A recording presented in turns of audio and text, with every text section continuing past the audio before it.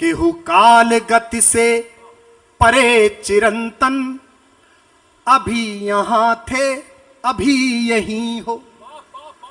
कृष्ण अकेले पुण्य पुरुष हैं जिनसे 2 युगों में 2 महिलाओं ने प्रेम किया। द्वापर में राधा ने और कलयुग में हमारी मां मीरा ने। और दुनिया की हर स्त्री अपने पुरुष से, प्रेमी पुरुष से इस बात पे नाराज रहती है कि दूसरी महिलाओं को प्रेम क्यों करता है। अकेले योगेश्वर कृष्ण हैं जिनसे सब प्रेम करती हैं और सब आपस में भी प्रेम करती हैं कि हम सब प्रेम करते हैं। जय जय जय जय। बापू, हमारे बाबा सूरदास ने कहा राधा से बोले नहीं 4-5-6 दिन कृष्ण, बोले नहीं, बात नहीं की तो राधा नाराज हो गई। तो राधा उपवास पे चली गई। दुनिया का पहला आमरण अनशन और दुनिया की पहली आत्महत्या की चेतावनी, धमकी सूरदास ने लिखी। आपकी तालियां गूंजेंगी। उन्होंने कहा कि राधिका जी हैं तो जी हैं सखी, न तो पी हैं हलाहल नंद के द्वारे। नंद के दरवाजे पे जहर पी के मरेंगे, नहीं तो राधिका के साथ बात करो। ये केवल कृष्ण को प्राप्त था। तब मैं कहता हूं केहू काल गति से परे चिरंतन, अभी यहां थे अभी यहीं हो। कंप्लीट मैन पूरी प्रकृति में केवल एक हुआ जिसने बचपन जिया तो ऐसा कि आज भी लाड़ में भारत की हर मां अपने बेटे को कान्हा कहती है।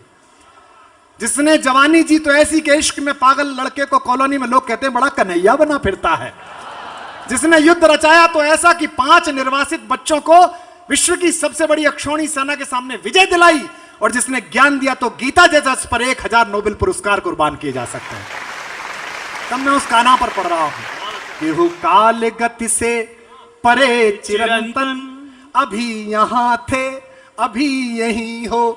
कभी धरा पर कभी गगन में। बालकृष्ण ने पूछा मां से कि तू तो कहती थी सूरज पूरब में निकलता है, मैं चिड़िया दिखा रहा था बलदाऊ को पश्चिम में, सुबह सुबह तो सूरज उधर था।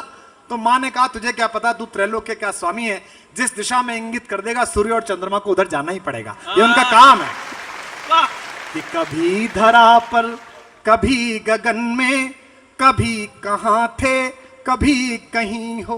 तुम्हारी राधा को भान है तुम सकल चराचर में हो समाये।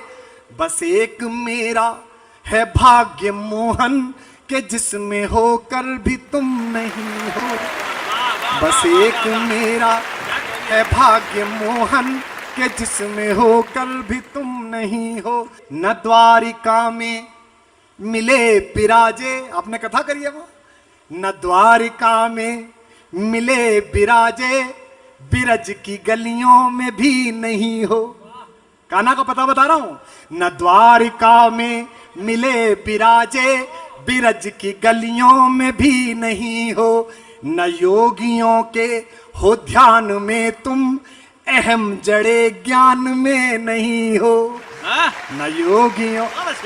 एक बहुत बड़ा बुद्धिजीवी था उनके दरबार में, उद्धव। तो भगवान ने कहा लल्लू तुम वहां जाओ, जरा मिल के आओ, वो लड़कियां परेशान है, उनसे कहना कि वो निराकार प्रेम में लगे, हमारा चक्कर छोड़े।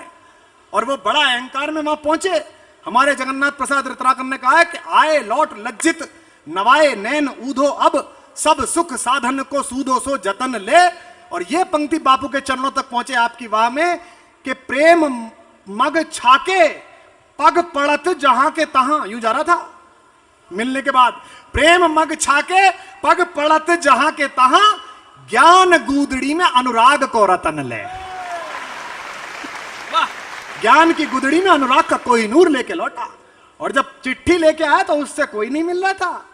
सारी लड़कियां इकट्ठी हुई कि हमको, जब वो है ना, आए हो सिखावन को जोग मथुरा से तोपे, ऊधो जे वियोग के वचन बतरावो ना। योग सिखाने आए हो, वियोग बता रहे हो। आए हो सिखावन को जोग मथुरा से तोपे, ऊधो जे वियोग के वचन बतरावो ना। एक मनमोहन तो बस के उजारो माह, ही में अनेक मनमोहन बसाओ ना।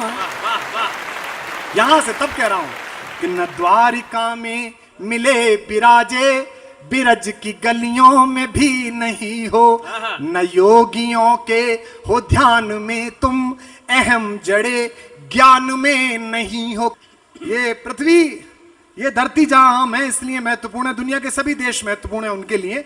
ये अकेली धरती है जो ईश्वर ने चाटी है, घुटने चल के चाटी है। ये इस पर पैर रखते समय भी ध्यान रखना कि कहां रख रहे हो। इसके साथ गद्दारी तो बात ही छोड़ दो।